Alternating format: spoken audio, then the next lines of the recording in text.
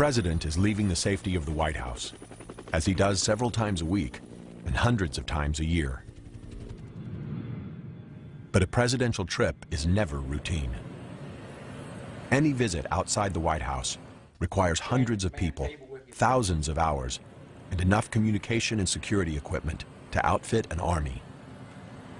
Since the president travels constantly, the Secret Service is always a step ahead, preparing, what they call advancing, several sites at a time.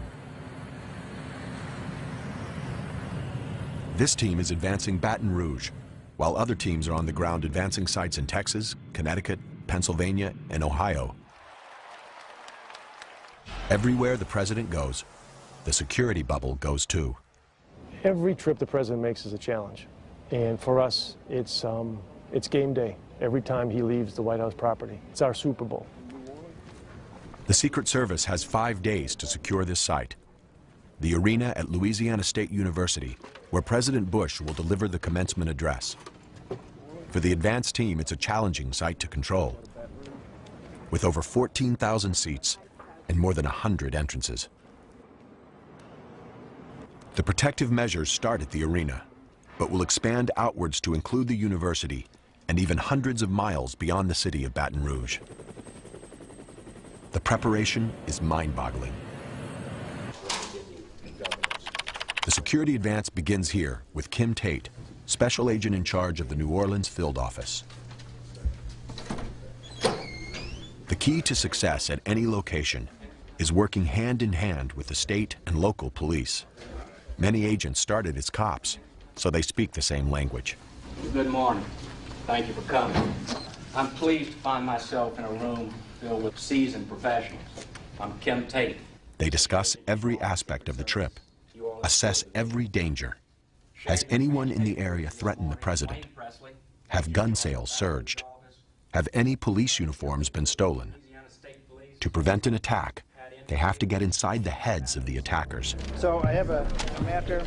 What I want to talk about right now, while we're all here, is the motorcade route coming from the airport. The team maps out the most secure route for the motorcade. Out to Veterans Boulevard, brings us to Harding. Identifies potential sniper positions, pinpoints safe houses along the way, locates the nearest hospitals, and arranges for the president to have his own blood supply. From here to Government Street, nothing will be left to chance. 4-lane or divided highway the whole route. As you prepare your security advance this week, and on game day, when you put that plan into action, keep this in mind. Somewhere, a group of people are meeting just like we are, but their intentions are entirely different than ours. They plan to disrupt, to compromise the secure environment that we provide for the president. I like to call it the assassin's funnel. You know, you have the lone gunman, you have the suicide bombers to deal with. It can be a bomb, it can be a package. We have an obligation to try to think ahead, to try to find the things that they might attack next, and try to be ahead of the curve. When your mission is to protect the president, you don't underestimate the enemy. Protect the man, protect the symbol, protect the office. This is the mandate of the U.S. Secret Service. A purposely unmarked building in downtown Washington, D.C. is the nerve center for thousands in the Secret Service who work in domestic and international operations.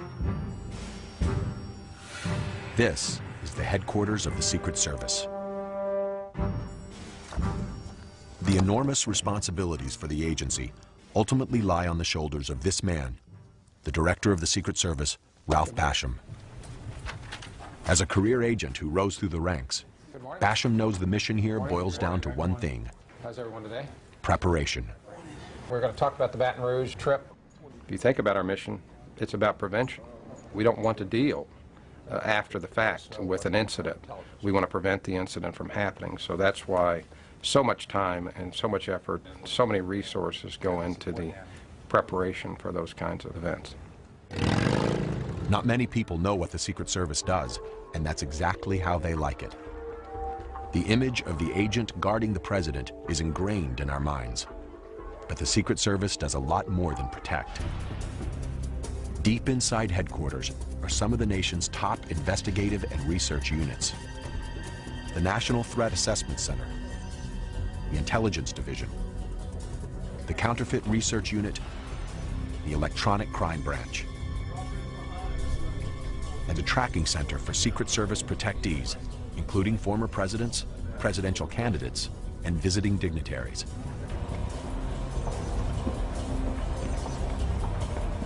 And then there's a room that hums with information so sensitive that its location can never be revealed.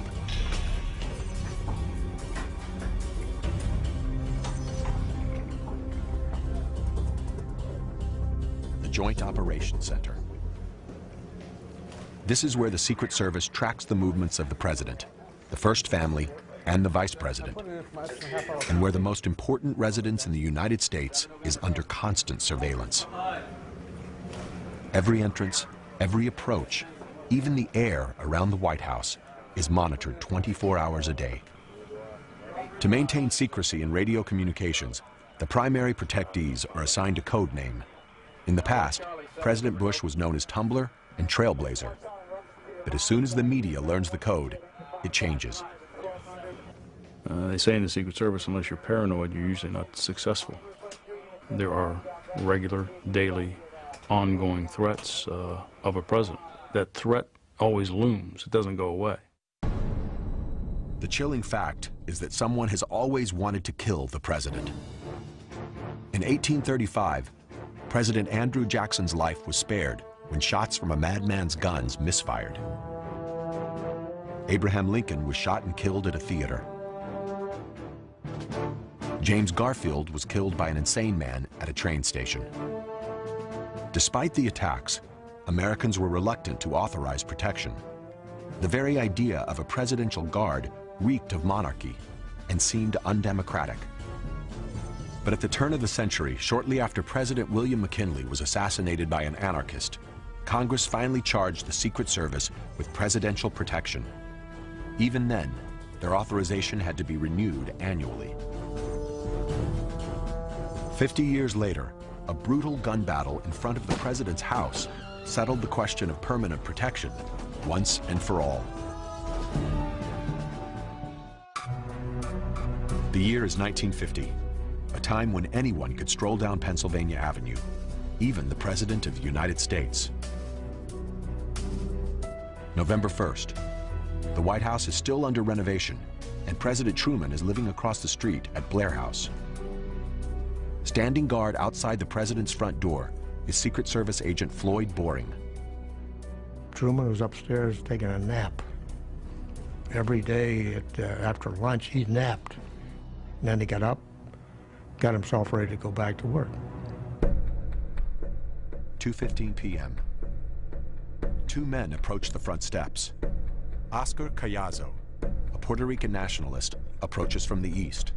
Rogelio Torsola approaches from the west.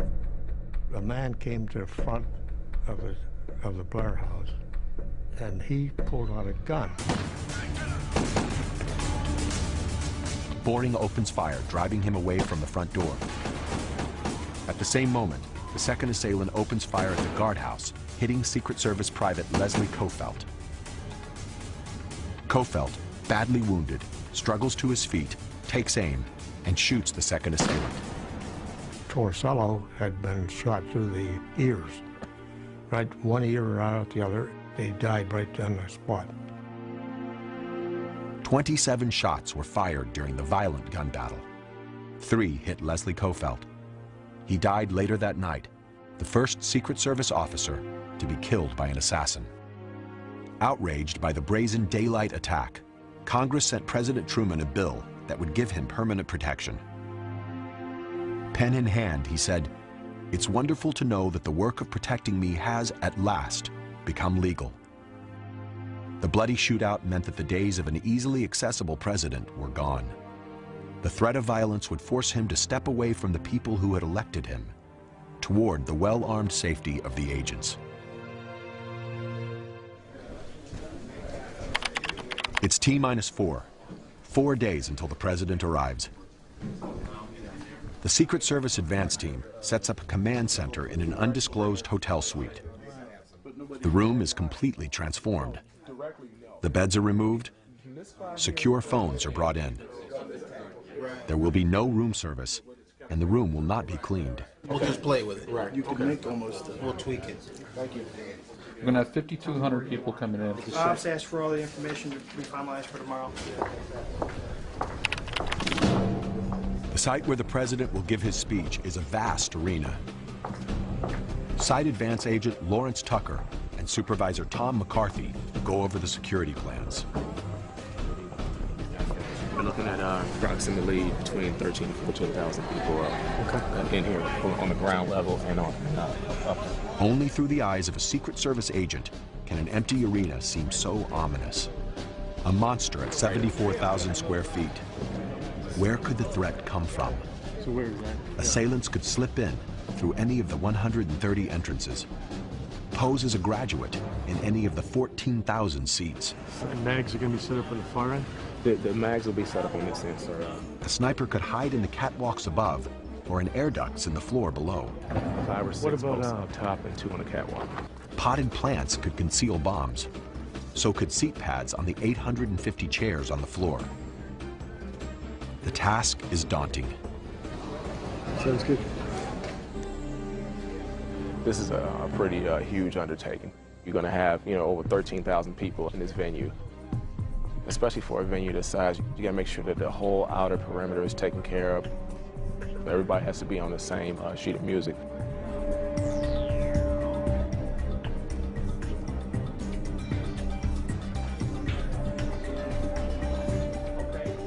Agent Lawrence Tucker, or LT, must do everything in his power to ensure that this arena doesn't become the place where the president is attacked.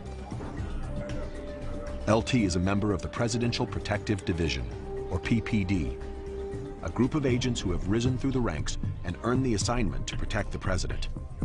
They stand at the president's shoulder. They are the shield. It's an honor, but a potentially deadly one. The area around the president is known in the business as the kill zone. To thwart an assassin, LT must think like an assassin. From the adjoining building, he and his team can get an aerial look at the arena and see where their plan is vulnerable. We'll have someone just the other side of this tower watching those stairs that are coming down. Right. And then we'll have someone watching that loading dock, plus the 2 on the buildings that'll be able to see the whole area right there. That'll secure the arrival location pretty good. Okay. Fine with me. Okay. Good. Back at the command center, LT pinpoints and eliminates site threats. But protecting the president is far bigger than securing any one event.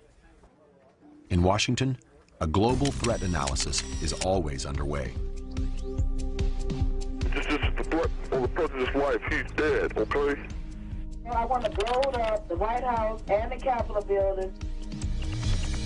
At headquarters, specialists assess the constant stream of threats made against the president. The Secret Service won't say how many threats are made, only that every threat is investigated. Yes.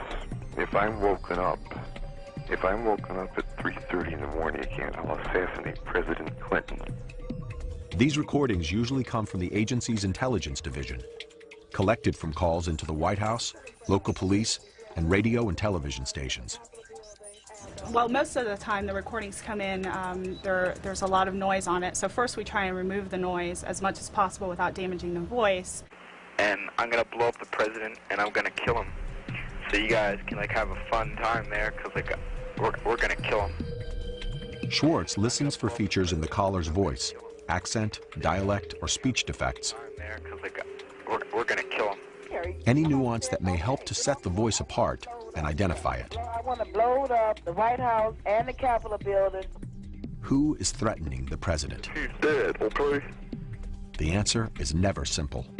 History has shown us that assassins come in all shapes and forms. We've had them from young men all the way to women that were grandmothers who have actually made attempts to assassinate our protectees. So every threat is taken very seriously. Agents are also trained to distinguish between those that make threats and those who can carry them out. informed officers. We now teach our agents, look at how someone's organized or not. Do they have the capacity to travel? Do they have the capacity to obtain weapons? We'll go through the questions several times. Keep your feet flat on the floor, eyes straight ahead. If an agent thinks someone is dangerous and may bring them in for questioning. Did you write any of those threatening letters? No. Did you plan with anybody to kill the President of the United States? No. Virtually every letter contains some traceable clue. We refer to ourselves as CSI without the commercials. It's almost impossible to threaten the President in a letter and remain anonymous. Through an amazing array of techniques, the Secret Service will eventually hunt you down. The Forensic Information System for Handwriting, or FISH, is a database filled with thousands of threat letters. Each time a new letter comes in, it's scanned, analyzed, and compared with other letters to try and identify repeat offenders. We received this threatening letter from the field, and it was a threat against President. Right now, Jacqueline is measuring it in FISH to compare it to all the other letters that we have in our FISH system. The same letter will also be subjected to an intense fingerprint scan. Once a print is imported from the threat letter, a database searches the millions of prints to find the best matches. Fingerprints, palm prints, and even foot and toe prints. Even the ink and the paper can be traced. The Secret Service has the largest collection of inks in the world, nearly 8,000, dating from the turn of the century and collected from around the world. Chemical analysis of the paper can reveal how it was processed, even the kind of trees used to make it. This is the end of the line for the threat letter. Here, the procedure will ultimately destroy the evidence. The letter is put into a chemical bath, which reveals remnants of the author's DNA. The residue will turn a purplish color. Latent fingerprints and any grease or oils are now exposed. The clues gleaned from all the labs are combined to create a profile of a potential suspect. We may not get a match in terms of an identity, but we're able to say that the letter written in Boston 2 years ago matches the one written in Phoenix that we just got in. So we know we have the same person appearing, and that's a great investigative lead for us. Imminent threats are quickly relayed to field agents, like the team in Louisiana. Here, there are just 3 days to go before the President arrives. They've scouted the site. Now they refine their plan. Good evening, everybody. Let's get this done. We have 3 days out before game day. Everybody should know where they need to be. Just remember all your paperwork and everything that needs to be turned in. We're going to go over some administrative stuff now, and then we'll key in on the technical stuff. No one has ever been privy to the security plans of the Secret Service, and no one ever will.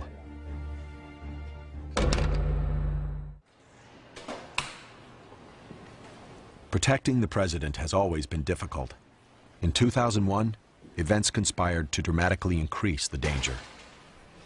September 11th started as a pretty routine day for me. I got in about 7 o'clock, and I got a call from the duty desk, and they were briefing me that we were getting intelligence that there was a potential hijacking. So we activated the crisis center. Deep inside headquarters in a top-secret room, managers and directors began to assess the nature of the hijacking. The first plane hit, I believe, the north towers of the World Trade Center at about 8:45. I thought and hoped that it was an accident, but when the second one hit, we knew that it wasn't. To some agents, it seemed that someone was trying to decapitate the U.S. government. We activated our continuity of government plan, and we deployed agents to locate and remain with anyone in the line of succession.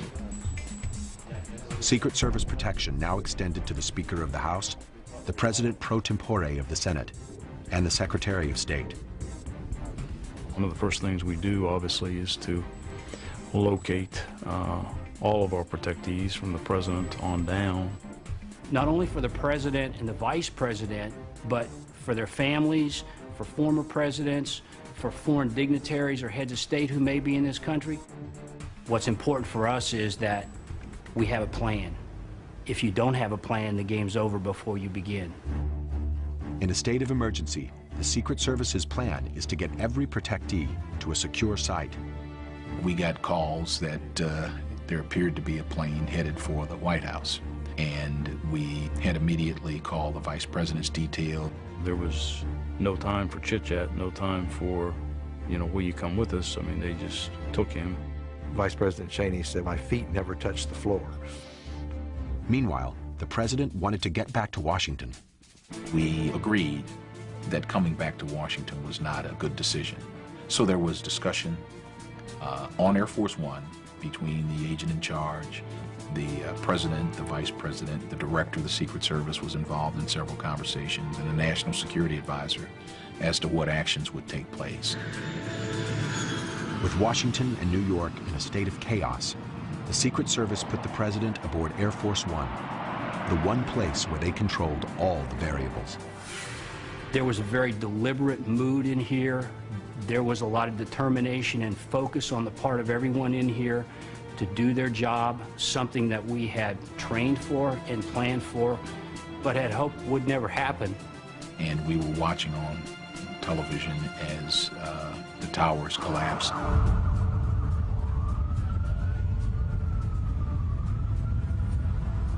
As headquarters watched the horror unfold, agents in the New York field office, directly across the street from the towers, were experiencing it firsthand. We moved out onto the West Side Highway, where I'm absolutely proud to say agents of the Secret Service were conducting triage. We had a lot of injured workers there, broken legs, torn flesh, gaping wounds, and we went right into mode of treating these people. I just felt it was amazing how no matter where you were in the city as an agent, somehow there was another agent that you ran into. I think part of our training was to expect a diversion, expect multiple attacks, and in the back of our minds, I think a lot of us were kind of on the watching and thinking, what else should we expect? I remember thinking to myself, looking at trucks suspiciously, like, what will the next attack be? I was absolutely just livid. I was so mad. When that second tower came down and we crawled out from underneath the car, I was so mad. You knew what it was at that point. You had clear understanding we were under attack. One officer's heroic efforts to rescue other people cost him his life. Craig Miller died in the chaos. That was probably the most difficult time we had. There were a lot of questions everybody had and we didn't have answers to. Well, I think since 9/11, the Secret Service may be more careful about the president even than before. The Secret Service emerged from 9/11 confronting an inescapable truth. Terrorism had redefined the threat spectrum. It's probably changed the stress level by twofold. The very violent and random attacks that are brought on by terrorism are something that the Secret Service is extremely concerned about. We all did it, and we did it after swallowing our personal horror of the tragic events of that day in a fleeting moment and getting on about fulfilling the mission that we in the Secret Service are tasked with doing.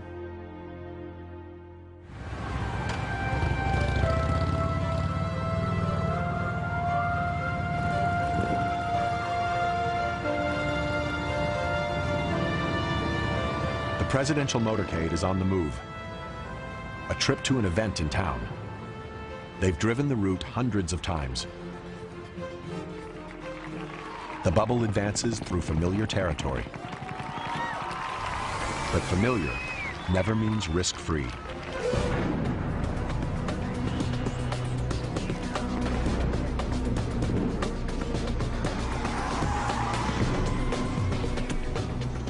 Welcome to Beltsville, Maryland, training grounds for the Secret Service. Here, agents and officers learn to handle disasters by experiencing them again and again. car bombs, snipers, gas and chemical attacks. A chilling variety of assassination attempts are launched against the agents in training. There may be instincts that all of us are born with to move away from danger versus moving toward it. One of the things that the Secret Service does through its training programs is take that out of you. You're hearing shots go off, shots be fired, and you're still responding to the problem, not running away from it. Thick forest surrounds the Beltsville compound, making it invisible from the road. But inside, it feels and sounds like a Hollywood backlot. There's a tactical village with a main street and building facades to scale. And half of Air Force One. This is where Secret Service agents come to prepare mentally and physically for the worst. Okay, guys, obviously we've given you the worst case scenarios in our training here today. Hopefully you'll be able to respond without thinking, so in the real world, if the extreme happens, you'll be able to do it and be successful. It's a type of agency that takes perhaps a type A personality, type A squared. They are mostly very measured people, very under control of their emotions at times of stress. Smart, very meticulous planners. Through training, through a mindset, through a conditioning, be prepared to step up when the time comes. The culture is not the biggest and the strongest that come to the table. It's the swiftest and the smartest that come to the table. Every agent learns how to take down a potential assassin, how to fall out of a moving car, to treat for shock and for bullet wounds. They endlessly repeat hundreds of maneuvers to create a Pavlovian response, a muscle memory, the right reaction to a situation the agents hope will never happen. It's not a, let me stop and think about this for a minute, and then make a decision. It is a reaction that comes from just the constant, repetitive training. Some agents go through an intensive evasive driving course, a key part of protecting the president. In a worst-case scenario, you know, if the motorcade was attacked, it's all really about, you know, protecting the main guy.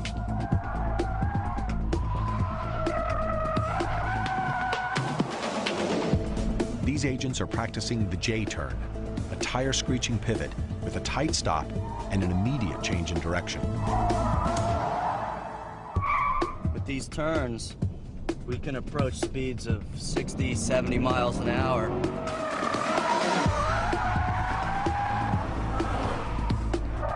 They practice in Camaros, but they'll use their skills on the real thing, Suburbans and limos that weigh much more. Well, they call me Super Dave. They think I'm a little crazy out here. I like to go as fast as the car can go all the time. And I'll be the guy that experiments. Like, if they want to experiment with something, I'm all for trying it. Muzzle straight up, 2 hands on the weapon. For agents who work closest to a protectee, training is even more intense and demanding. Their standard weapon is a .357 semi-automatic pistol. Other weapons of choice include the M16 and the MP5 submachine gun. Shooters will be your final facing. Shooting side. The Secret Service requires each agent to qualify with a firearm every month. Because they may be called upon to open fire in a crowd or from a moving vehicle, agents must learn rapid, accurate firing. And the training never stops. Agents on presidential details must return to sharpen their skills 2 weeks out of every 8. Worthy of trust and confidence, commitment and dedication, attention to detail. And that is instilled from the first day that an agent becomes a member of the organization. You plan for the unexpected because, you know, you only get one shot. Either you're trusted or you're not. In a basement garage in New York, a different kind of training is underway. These agents are preparing not to protect the president, but to protect the lifeblood of our economy, the U.S. currency. There's a good possibility that we encounter these 2 guys today, that they're packing as well. Everybody wear your vest. Vests are not an option, all right? 2 weeks ago, agents in the New York office broke up a ring of Eastern European counterfeiters. Today, the Secret Service squad is heading out to recreate the bust for training purposes. Most people don't know that more than half of the entire Secret Service staff is dedicated to investigating counterfeit currency and electronic fraud. I think a lot of it has to do with the fact that the public doesn't really know what we do. I think they're under the premise that we all fly around in capes and that we're bulletproof and that we're part of some secret association with a secret handshake. When you think of the Secret Service, you think of protecting the president and the vice president, and no one realizes that we do a lot more. The Secret Service was created in 1865 to stop counterfeiters. At the end of the Civil War, counterfeit money was so rampant that it posed a serious threat to the nation's banking system. As much as 1/2 of the nation's money supply was fake. The Secret Service's mission was to restore public confidence in the country's money. The work was considered so sensitive, the identity of the agents was kept completely secret, and a name with an instant mystique was born.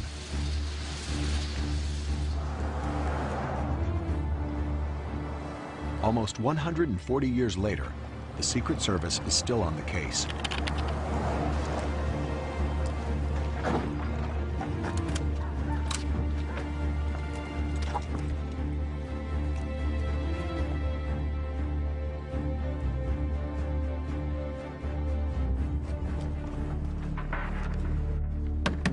Police with a search warrant, open up!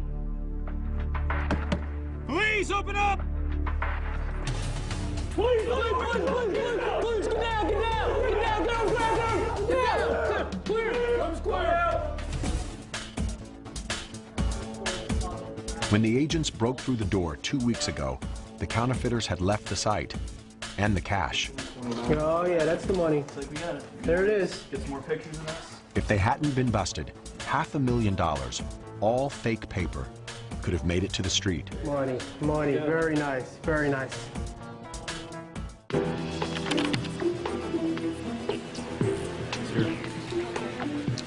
The field agents send the suspect money back to the lab in Washington, where specialists will carefully scrutinize every bill.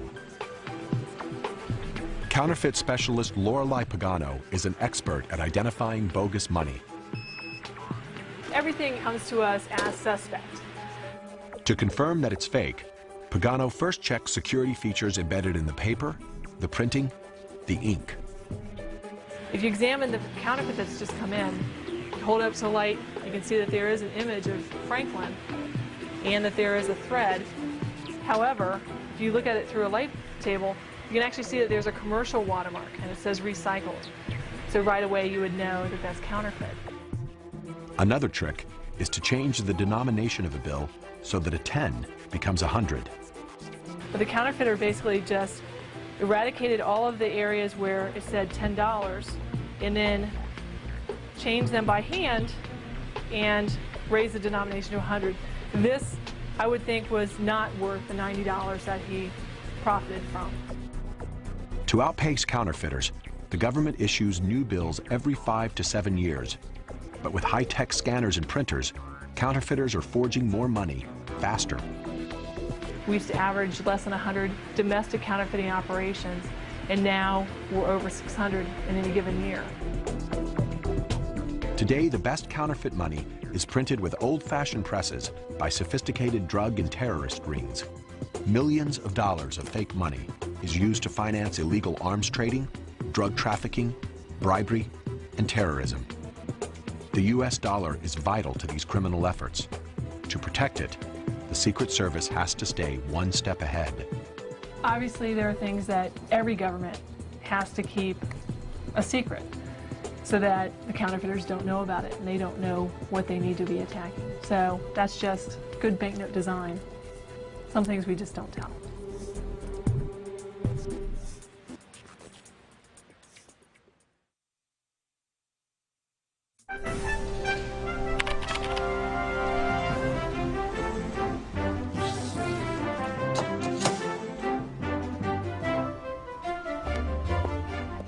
In an undisclosed location, Agent Ken Valentine cleans and polishes the president's car. This James Bond invention is affectionately known as the Beast. I'll tell you that the car has two limitations as far as we're concerned. It doesn't fly and it doesn't float. The agents protect information about the car with the same tenacity that they protect the president. How thick are the doors on the car? The thickness of the doors is a matter that we're not prepared to discuss. What kind of armor does it have? Well, I'll tell you the armor is state of the art, but beyond that, I'm not at liberty to discuss the armor or the capabilities of the armor. Is it bomb-proof? Is it bulletproof? It's very capable. What kind of security measures are there in the car? I'm not at liberty to discuss the security measures other than to say that it's a very capable vehicle. The details of the Beast may be classified, but like other armored cars, it probably features a remote starter with bomb detector, a self-healing fuel tank, supplemental oxygen, and wheel inserts that allow the limo to drive even when the tires are shot out. One thing is clear: any car with windows as thick as phone books and doors that weigh hundreds of pounds is not like any other car in the world. But the Beast is more than an armored car. It is the response to a nightmare, an event that shook the world and changed the Secret Service forever. President Kennedy loved people, loved to be around people. We had gone from President Eisenhower, who was a retired general, to a former senator who was very free and wanted to do things that we were not used to having him do. We went from the hotel to the airport and flew from Fort Worth to Dallas in Air Force One.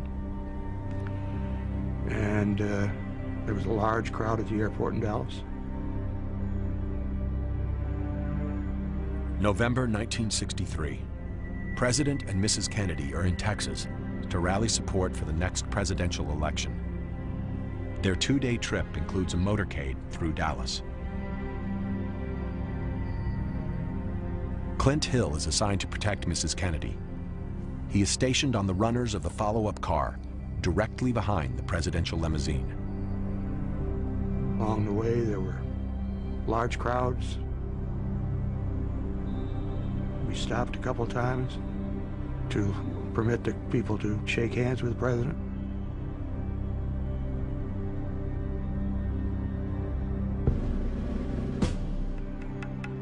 When we got into the central part of Dallas, the crowds were larger.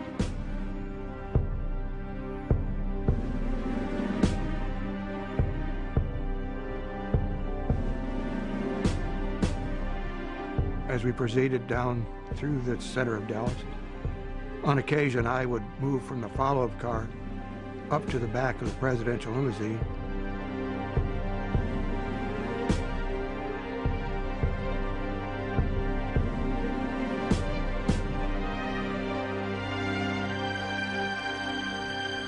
Shortly after we got into that turn and started on that street, I heard a sound.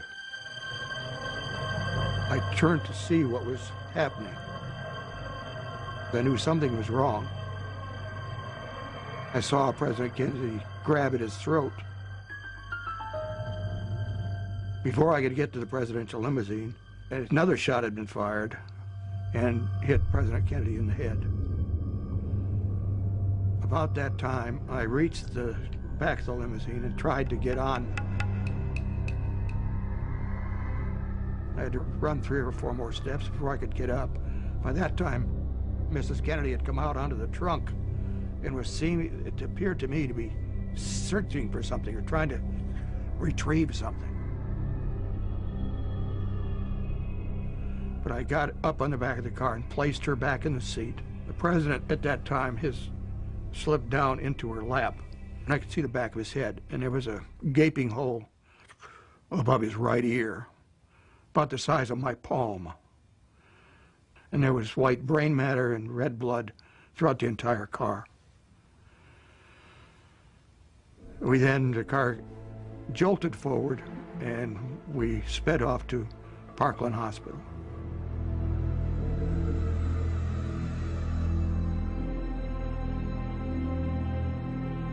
as a stunned nation struggled with the enormous tragedy of a young president's murder. The Secret Service couldn't stop to mourn. They quickly moved to protect the new president.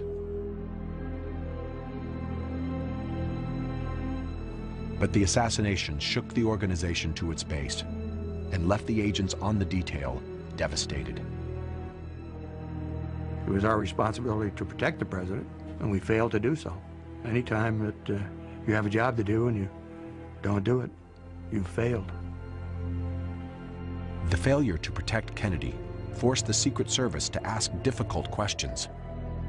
Should the president be allowed to ride in an open car? Should motorcade routes be published in advance? And should those routes follow paths where the president could be an easy mark? Whatever the answers, things would never change for Clint Hill. It's something that will never go away.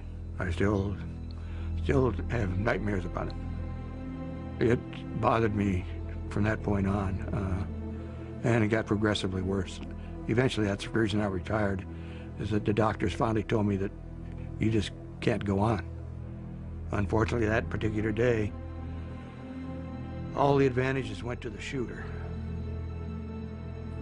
The assassination is still a defining moment, not only for the agency, but for every agent who has ever taken the oath. You don't think about your wife or your children or your own life. Your whole focus is to save the president. And I'm sure that's what went through Clint's head as he bolted to that car, barely making it, but he got back there, and because it was too late. And we're all different from that. I mean, we're just different from having lived through it. If eternity has to remember me for something that was that tragic, I just couldn't live with myself. So, you know, my philosophy was, it won't happen on my watch. It can't happen on my watch because I can't live with it. The assassination forced the Secret Service to rethink protection. Training was completely revamped. The number of agents jumped dramatically, and the service developed state-of-the-art threat assessment abilities. Riding in an open car would become the rare exception to the rule. The car would become armored and sealed, a rolling fortress, the very embodiment of the protective bubble.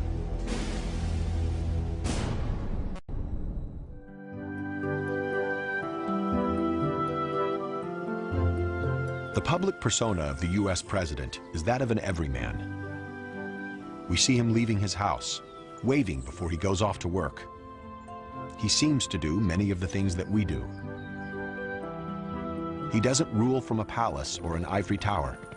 He isn't surrounded by a presidential guard. He appears to move about freely. But he is only free within the bubble, and even there he is constantly covered. When the president crosses the White House lawn, Secret Service counter-snipers are poised on the rooftops. The emergency response team is concealed in the bushes. The Secret Service's Uniform Division has a highly visible presence patrolling and guarding every access point. Together, these protective units maintain a nearly impenetrable cordon around the White House. Outside the White House, the risks increase. So do potential conflicts between White House staff and the Secret Service.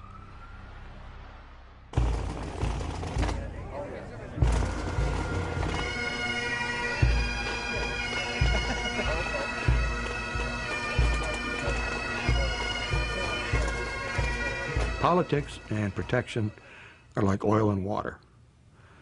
You really have to have a good blender in order to get it to work right.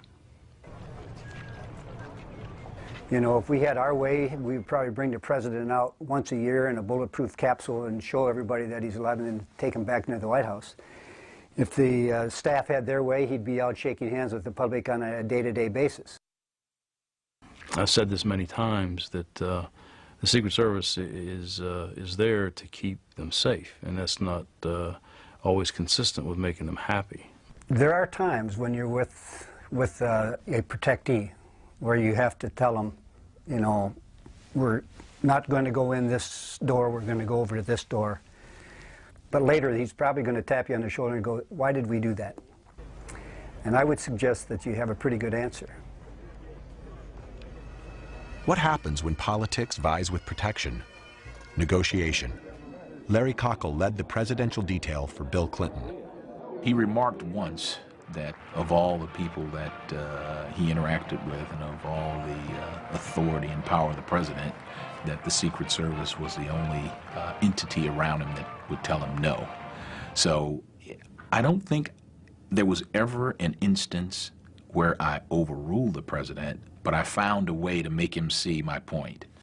Sometimes the agent simply has to make a dangerous situation work. The president, he wanted to go to Bangladesh and Pakistan, which for all intents and purposes would have been going into Al-Qaeda's backyard. I had to actually prepare to try to talk him out of going, but at the same time, I had to prepare to take him there in the event that he wasn't going to take my advice. We went down to Cartagena when a lot of people were saying, don't go down there. The drug warlords are out of control at Cartagena in Colombia. And I said, we got the Secret Service. I'm not going to worry about that. Now, the president, more than any other time, is in a cocoon. The problem of a president being more and more isolated from mainstream America and from the way people live and the way they think is a problem that eventually we may come to regret in the sense that it went too far. It's hard to say that any measure to keep a president safe goes too far, but just think about it. It's a necessary evil to have 24-hour protection. It's a necessary evil to plan and meticulously orchestrate travel to ensure that nothing goes wrong. It's a high-stakes game. Preparation for that high-stakes game has reached a dramatic stage at the Baton Rouge airport. It's T-2 and counting. 2 days until the president arrives, and the invasion has begun. The Secret Service arrives in force. 2 Air Force C-141 cargo planes packed with tons of equipment and enough manpower to staff a small army have landed. Inside, every imaginable security tool. Metal detectors and communications equipment. K-9 bomb sniffers and their handlers. Armored motorcade cars. Some of these cases may contain a variety of weapons, but the Secret Service will neither confirm nor deny this. And out of the belly of the plane comes the beast. 2 of them, 1 for backup.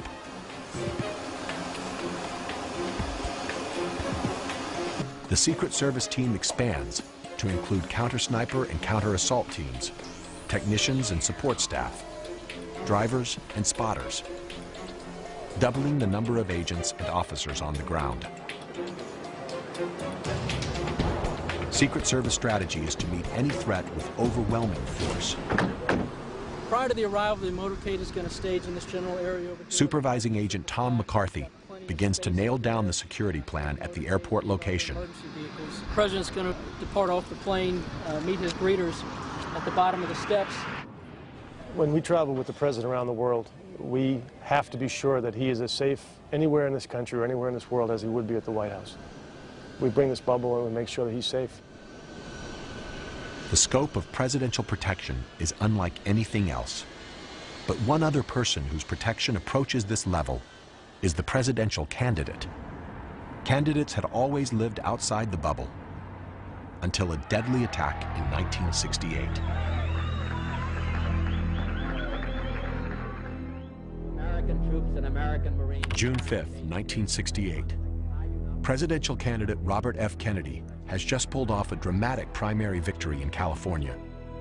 As he leaves the hotel through a jubilant, uncontrolled crowd, a Palestinian student, Sirhan Sirhan, steps forward and fires 7 shots at point-blank range. It's the first time in United States history that a presidential candidate is gunned down on the campaign trail. Today, the Secret Service automatically protects the candidate 120 days before the election. For candidate John Kerry, it's his first time inside the protective bubble. You don't notice it, except if you have to just walk to the drugstore or go do something totally normal. It's, I guess, just part of the business. It does feel a little bit restrictive, but you know that they're there because it's a dangerous world, and they're there to protect you. For the agents, the stark memory of Robert Kennedy's assassination is a constant reminder of the dangers that may lie ahead. I think there's a number of incidents that keep us motivated when we go out on the campaign trail. Going back to President Kennedy's assassination, also the candidate Kennedy's assassination. Those things keep us motivated and keep us on top of our game, even in the long, trying days of the campaign. Though the protection isn't quite presidential, it's still intense, because the risks are just as high. This is a unique visit today in Davenport, Iowa, because the president is visiting here simultaneously with Senator Kerry. What happens when not one, but two Secret Service bubbles hit the same town at once? In Davenport, local authorities were stretched, and local bank robbers had a field day, knocking off 3 banks. The whole point of the campaign for any candidate is to connect with the crowd. The agents have to balance the candidate's desire to be in the crowd with the safety measures needed to keep him alive. During his speech, Kerry appears to be out in the open with no visible barrier, but the platform is surrounded by bulletproof armor. What the crowd sees is a campaign banner. Agents take positions at the sides of the stage, and a Suburban stands by to whisk Kerry away if there's trouble. But the candidate can't worry about trouble. He has to work the crowd, and often the only thing between him and the crowd is the agent. Every protectee is different. They have their own mannerisms and expectations, and we're able to adapt to those and adapt the security methodology around that. In the months leading up to the election, the Secret Service must adapt to Kerry's style, and Kerry must learn to live in the shadow of protection. I spend a lot of time on rope lines. I talk to people. I dive into the crowd. If you want to meet with people and you want to go out and get in a room and have them ask you questions, there's every way in the world to do it. I do it every day. But Kerry is not the only one adapting to full-time security. His family has to adjust too. The whole thing is an intrusion on their lives. It's hard. I mean, we all sat down and I asked them. I didn't do it just, you know, willy-nilly. And there are different attitudes among different members of the family about it. And I think everybody's sort of accepted that even though it is an intrusion, they're willing to do it. If the candidate is elected to office, he must take what comes with it, and so does his family. When Dad became president in August, all of a sudden, you know, like, boom, our life changed overnight. And I remember the first moment the head of my detail came up to me, and he came up and he said, listen, I know this is a big transformation for you. We're not here to be your parents. We're not here to tell you what to do, what not to do. We're here to make sure you don't get kidnapped, shot, killed, held for ransom. Mrs. Clinton received numerous death threats. We had some person who basically was, I think, stalking Chelsea Clinton. These incidents were never reported and never talked about, and we never let this information out. It was not our job to discuss it. There were special times when the president and Chelsea were together, when it was really important that Chelsea not experience this very heavy security presence. So those times we would give him space. They were really good about trying to be flexible. Sometimes Chelsea and I would walk downtown in Washington and go to a bookstore or something like that. But I tried to give them enough notice so that they could prepare. I felt that on occasion, giving into the security requirements did isolate me from the public. after a man with an assault weapon shot up the White House. The Secret Service asked me to stop running on the mall. So I did, but I hated it. You know, it was my one sort of daily contact with ordinary citizens. There are times when life inside the bubble is claustrophobic. There's not a whole lot of privacy for a president or a first lady. You see them in every situation they're in. You see them when they get up in the morning, when they go to bed at night. You see them when they're happy, you see them when they're sad. So you see them under every situation possible.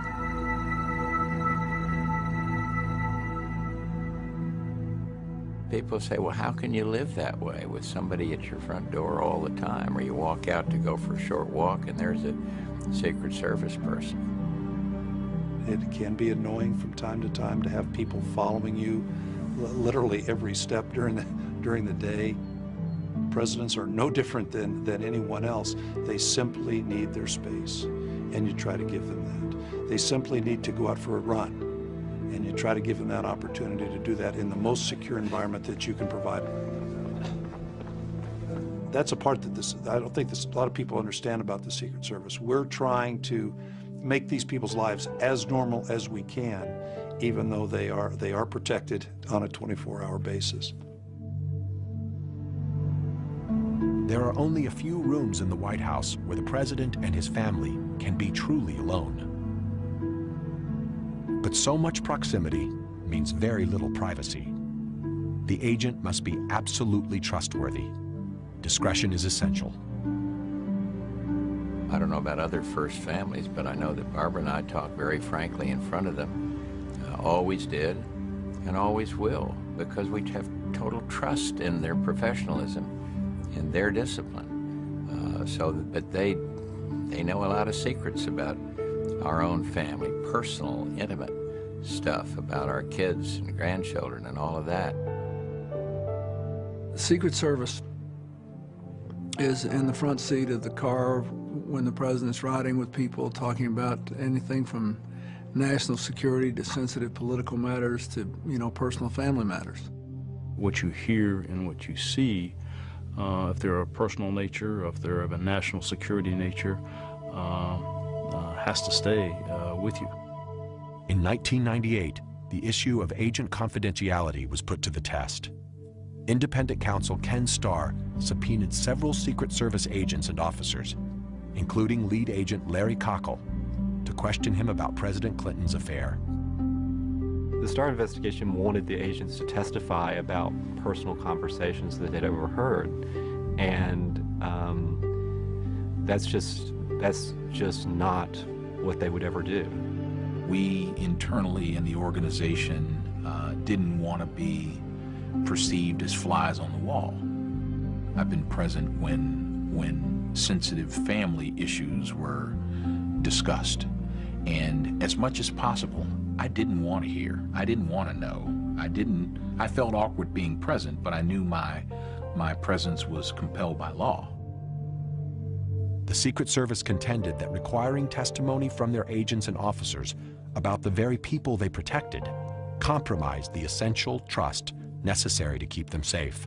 And we felt very strongly that our agents shouldn't have been summoned to testify in that grand jury.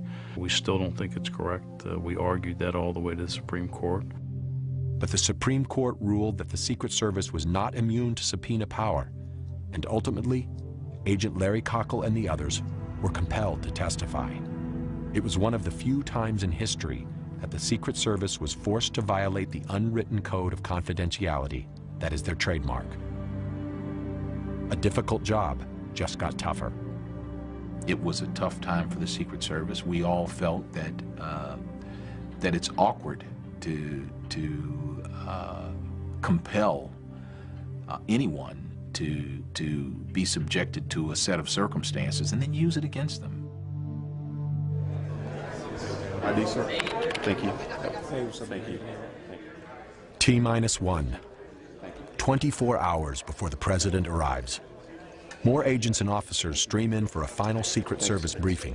The agenda is so sensitive, there's even security screening for the security briefing. First, I want to thank Lou Velez. He's created a tremendous security plan here. Okay, we'll go ahead and get started. It's Friday, May 21st, 9:15 a.m. President Bush arrives at the Baton Rouge Metropolitan Airport. The advance team runs through the entire security plan so that every team member knows their role. New threat assessments are reported and potential responses are built into the plan. By game day, the details of the plan will be so ingrained, execution will be second nature. The team appears to have doubled in size again, but the Secret Service will not reveal the size of their force. We've had our people in place here working with the local law enforcement for over a week now. We're finalizing all the details tonight. We're very confident that tomorrow will be a success. And once we complete tomorrow, we'll go on the road and do it again someplace else. Remarkably, while this Secret Service team advances the LSU event, other teams are advancing 5 more sites around the country. The president makes hundreds of trips per year. For the Secret Service agent working protection, there is no break. As soon as an agent finishes one advance, they'll go to another. It's not a job for them, it's a way of life for them. It's a lot about being patriotic, and it's a lot about doing the right thing. It's not all 007. There's some very difficult times. There's times away from home. There's times that you can't be there for Christmas. There's times that you can't be there for birthdays. Our wives and children would probably say that there's only one family, and that was the Secret Service. At the time, I didn't understand how stressful it was. I would say during the time I was in charge of President Clinton's detail, I can't remember a night that I had more than 3 hours of continuous sleep. To limit the toll, agents generally work no more than 5 years on the presidential detail. It takes a great deal of concentration to continuously do what you have to do. But you never know what's around the corner. Everybody burns out. No one maintains an edge constantly. There's a great support network amongst the agents, and I think we all watched each other to ensure that the stress didn't overtake us, that we paid attention to friends and colleagues working around us. There is a brotherhood among agents. You're bonded to those guys forever. It's one for all and all for one kind of situation. You live together, you eat together, you sleep together, you work side by side. These are people I literally grew up with. They're like childhood friends, if you will. There's nothing I wouldn't do for them. At the same time, I know there's nothing they wouldn't do for me. Agents need that kind of support, especially during presidential campaign season. Campaigns are unpredictable and largely unscripted. Working protection in this environment is one of the most stressful jobs they do.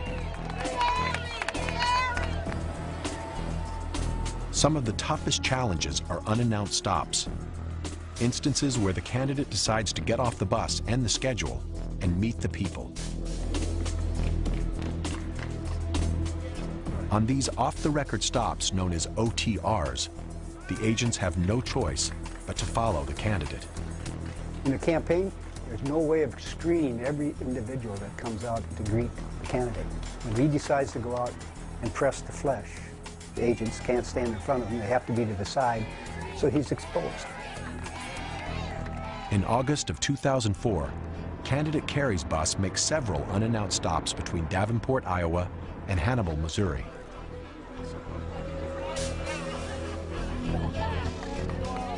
With one stop after another, keeping a constant watch can become mind-numbing. You work around complacency by keeping your focus, keeping your eye on the ball. We trained agents to understand that the things that might seem mundane or routine could very quickly turn to tragic or challenging.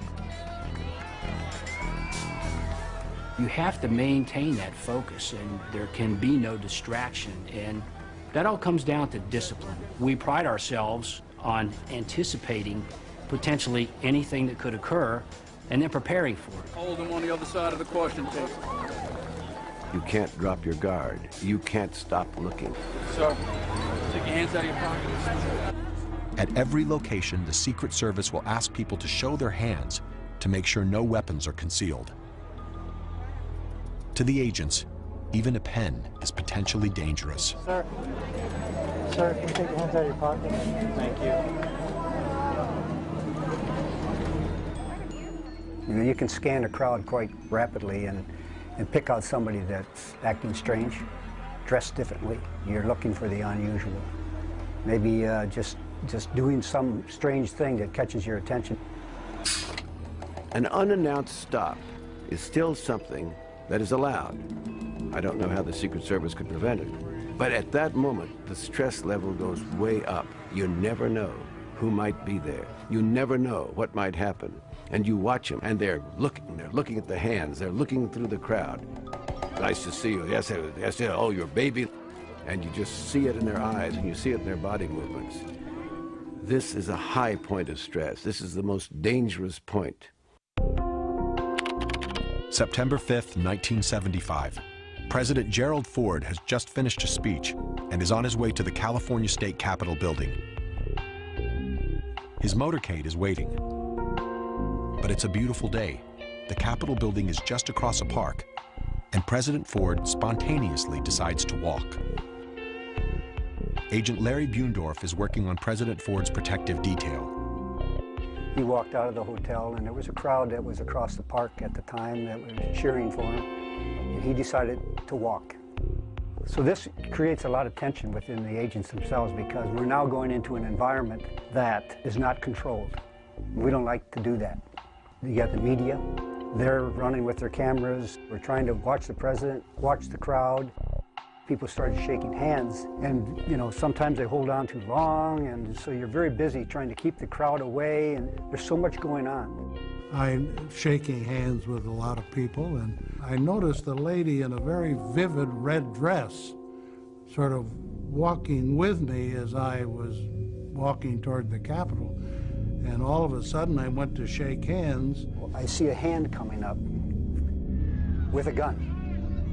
And I'm thinking at the time, I'm going for this. And I step in front of the president.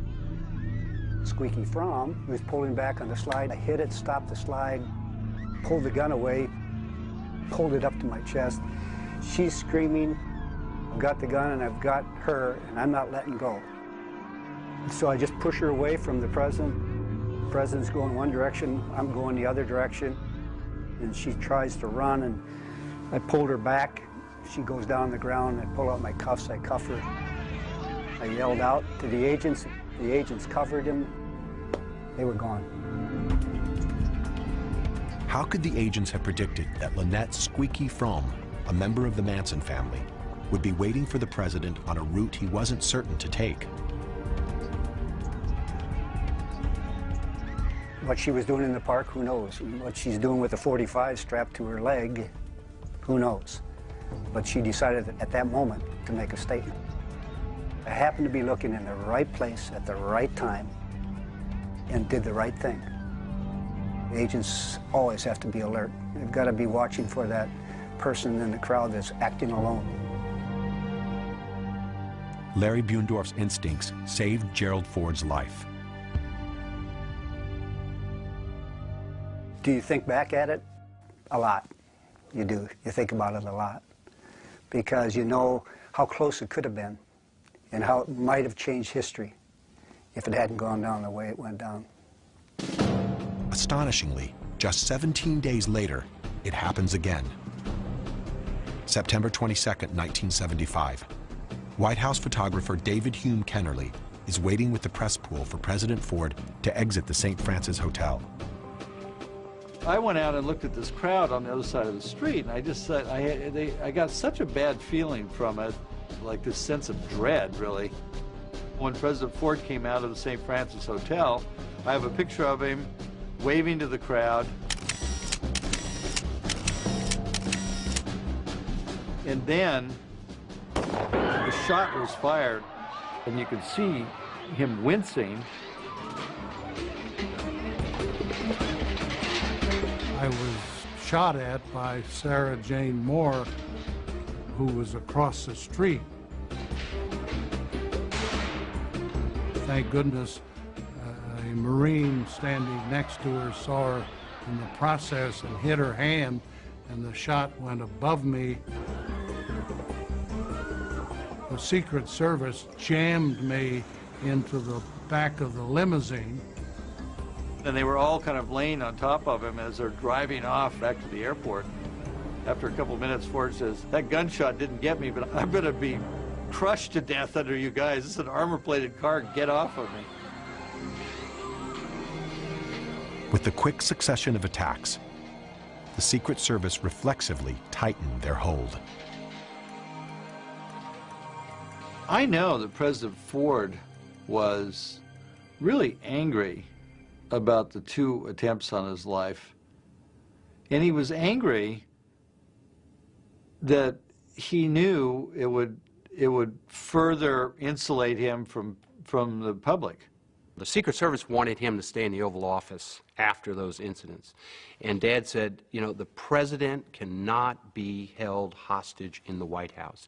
And he made it very clear that after both the Squeaky Fromme and the Sarah Jane Moore situation, he was going to go out and continue to be in the public's eye because he didn't want the American people to think in any way that a president of the United States could be held hostage because of attempted assassination. Game day, T-minus 5 hours before the president lands. At 4 a.m., the Secret Service arrives at the arena. LSU may own the building, but today it belongs to the Secret Service. Basic. Here. Morgan. Here. The team gears up, knowing they have one chance to get it right. Smith. Here. Each agent is wired into a restricted radio network, impervious to eavesdropping, and linked to the temporary command center. Wallish. Here. Johnson. Here. Every agent will know where the president is at all times. Everybody all set? Okay. Game face on, the agents enter the arena. In the next few hours, everything LT's team has prepared for will be put to the test. All right, 212. Hold room. Okay, let me make sure I got all these people posted here. Rusin, you know where you'll be in the security room. You're gonna be in a row, man. LT assigns each agent a specific post, to guard an entrance, to guard the stage, even to mix into the crowd.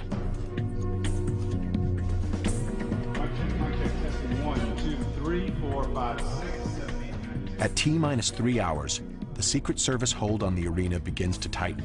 1, 2, 3, 4, 5, 6. They now execute a comprehensive search for bombs and weapons, called a sweep. Ladies and gentlemen, the President of the United States.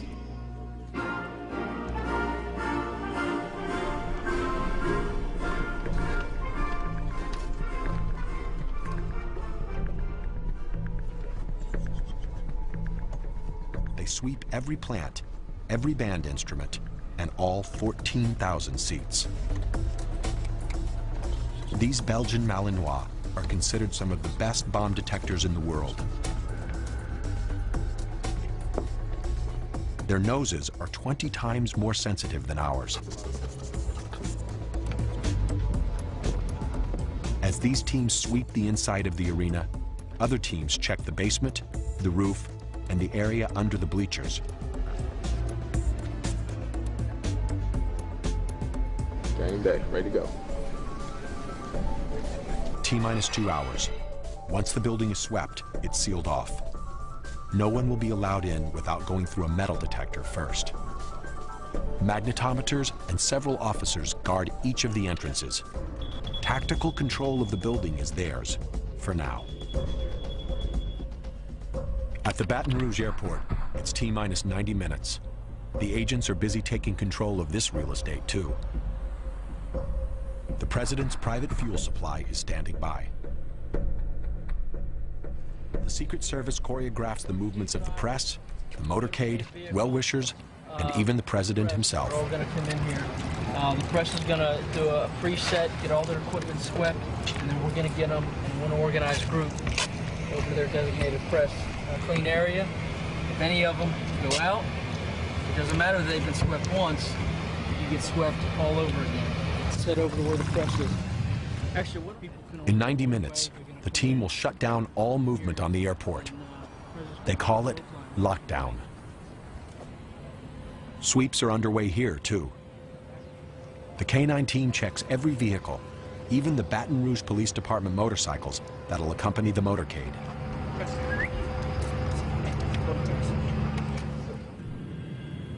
T-minus 15 minutes until the president arrives. The Secret Service counter-sniper team stands ready. At T-minus 5 minutes, the Baton Rouge airport is temporarily closed. Only Air Force One is clear to approach. On the ground, anything or anyone that moves will get immediate attention from the counter-sniper teams. Their measures may seem extreme, but the agents know that history has a violent way of repeating itself. It was a very routine trip from the White House to the Washington Hilton Hotel.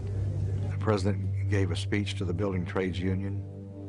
He left about 2:27 p.m. that day, and we were walking toward the car. When the president came out of the door and started to his limousine, and some of us began to shout at him. Remember the lady behind me saying, "Mr. Reagan, Mr. President." And just about 6 or 7 feet from the open door, I heard 2 quick shots and then 4 more.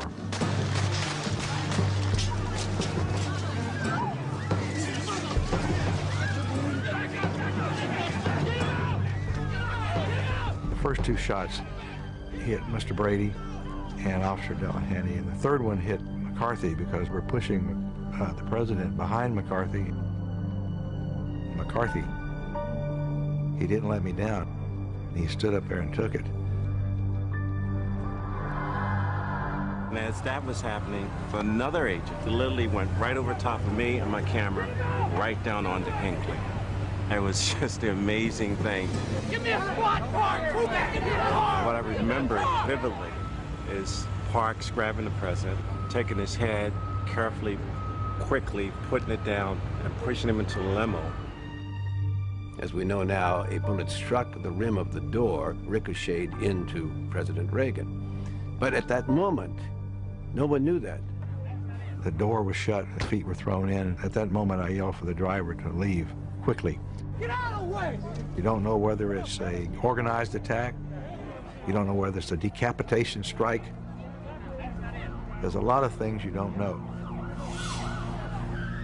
As the limo speeds toward the White House, Agent Jerry Parr searches President Reagan for gunshot wounds. Everything looks okay until the president starts spitting up bright, frothy blood. In that instant, Parr makes the decision of his life. I knew from my training that this meant some kind of a lung injury, and I just said, we got to take him to the hospital. Parr orders the limo to change direction, and it races toward the hospital. President Reagan walked a few steps in the emergency room and collapsed and almost died. I don't play up myself on this simply because Tim McCarthy made a heroic gesture in standing up. Everybody's shot down and McCarthy's the only one standing up. Agent Tim McCarthy did what every agent hopes he'll never have to do. Using his body as a shield, he turned into the line of fire. He took a bullet for the president. I gotta give it to him. It's a brave man to stand there purposely as a body block to protect the President of the United States. When the shots rang out, agents are trained to cover and evacuate. And cover means cover with your own body. It's a counter-instinctive movement. It's muscle memory. And it's a moment, when you really think about it deeply, that it's where history and destiny hang in the balance.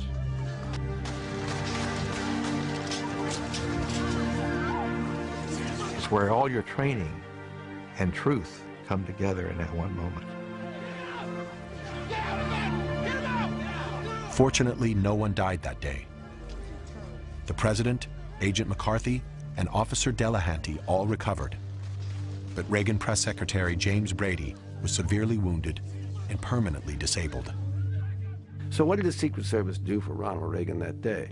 Well, they didn't prevent John Hinckley from shooting him. The rules were such that civilians, without having been checked by a magnetometer, could be right there on the line, and one of them had a gun. But once the shots came, they performed brilliantly. and they saved the president's life. The assassination attempt forced the Secret Service to ratchet up protective measures even more. They plan for the worst and hope for the best. That's what they do every time they take the president out. Prepare for the worst, hope for the best.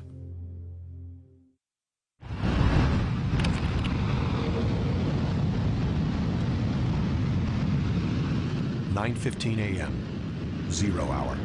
The enormous preparation is over. It's game on. You can think of the Secret Service as a conductor of a large orchestra, but the musicians are made up of the police and fire and emergency medical services. When we met for the first time earlier this week, it was to announce that we had a performance. We didn't have a musical score. We didn't have a security plan. During this past week, we came up with that composition. Today is the event.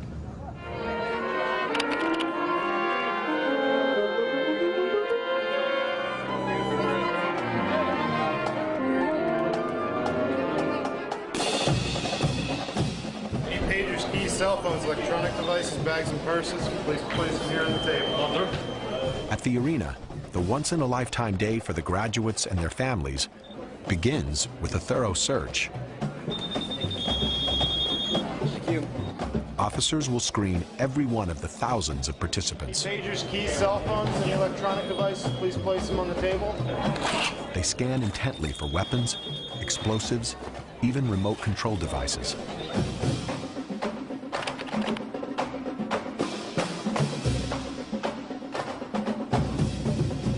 The president exits Air Force One as the security rolls out ahead of him.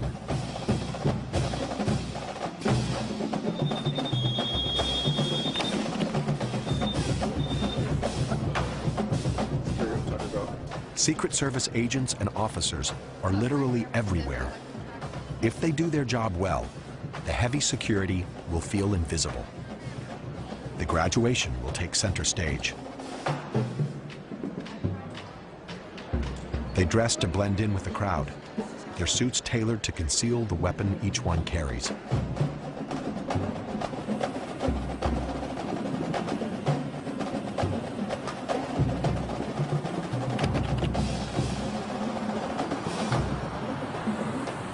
The motorcade prepares to pull out.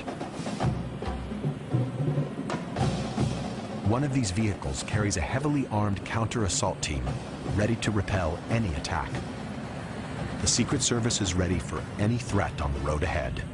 Attention all post standards at the Maravich Assembly Center. We have a departure from POTUS to this location.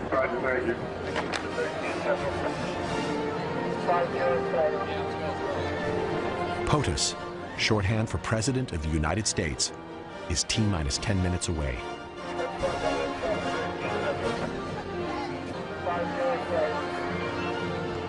For LT and his team, this is it. This is the moment they've trained for.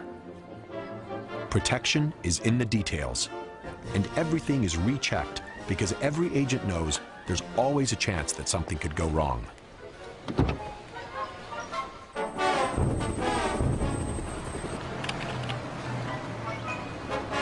The beast arrives, right on schedule, to the minute.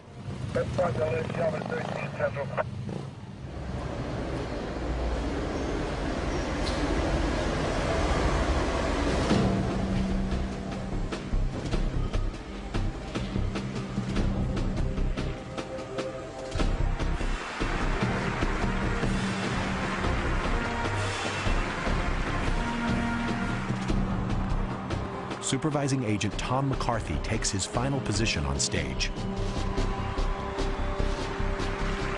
He'll be the agent closest to the president.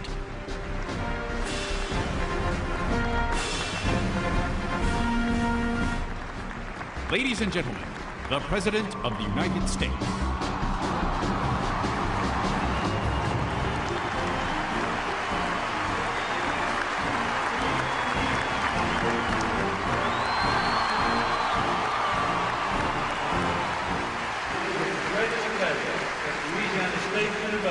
Presents you the honorary degree, Doctor of Science.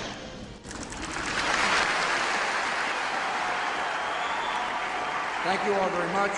I want to thank you for the warm welcome. I'm honored to be with you on graduation day. I speak with some authority here.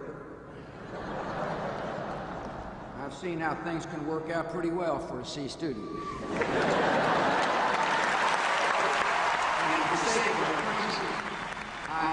While the president gives his speech, the agents live in a parallel world, a world of intense vigilance.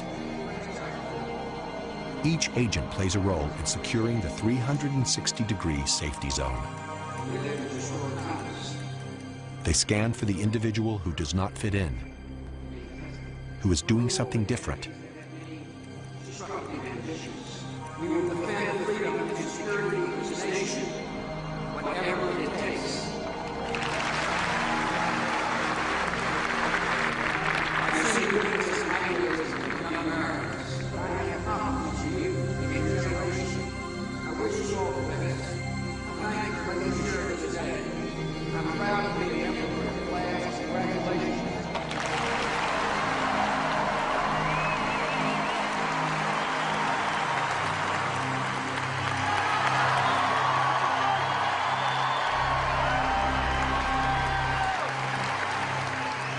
As the president exits the stage, he veers off course and off the plan. It is the one unchoreographed moment of his visit.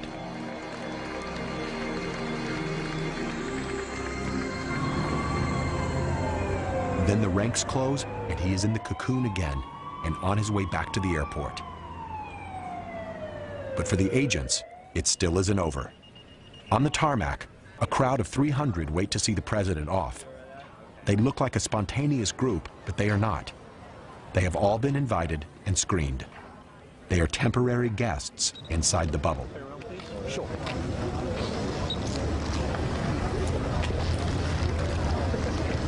You're all set. One of the things I'm going to do when I pass in front is I'm going to ask you to have your hands up. Just have your hands out here like this, ready to shake the president's hand, okay? That's all I ask. When you stop and think about all the things that have to occur to keep that well-oiled machine running, the responsibility, the dedication, the many sacrifices that people make day in and day out, it's just truly incredible. For the Secret Service, it was a good day. Nothing happened. The average agent is not going to go on to riches and fame and glory, having spent a good number of years of their lives putting their life on the line. Their reward is going to be basically the understanding they've done an important job for all of us in this country. They've done the job well. They can be proud of that. We should honor them. But they're not going to get rich. They're not going to be famous. They're just going to be ordinary Americans. The visit has involved thousands of man-hours, weeks of coordination, hundreds of people, tons of equipment, and no small amount of stress. The president has been on the ground for 80 minutes. The Secret Service will move on, advancing the next locations, keeping the web of protection spun out ahead of the president so he can keep his public persona, so he can do his job.